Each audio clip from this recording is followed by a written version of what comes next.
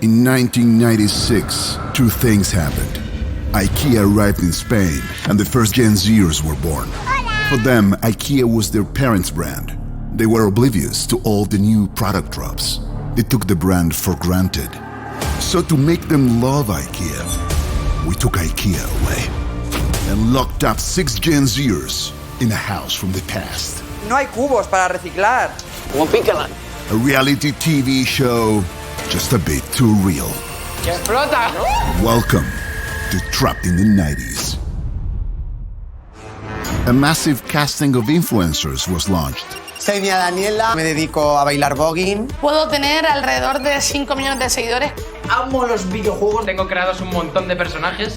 TikTok, Instagram. A perfect replica of a pre-IKEA 90s Spanish home was built. And the only way for the contestants to escape the nightmare ¿Cómo marco lo que quiero? was by winning challenges rewarded with IKEA's new product drops.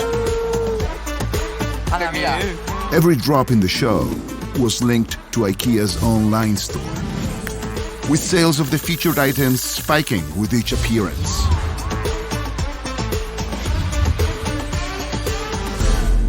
A duvet was now a life-saving device and a source of inequality in the house. Me van a odiar. The inequality brought the conflicts, and the conflicts brought the audience. Me quiero ir.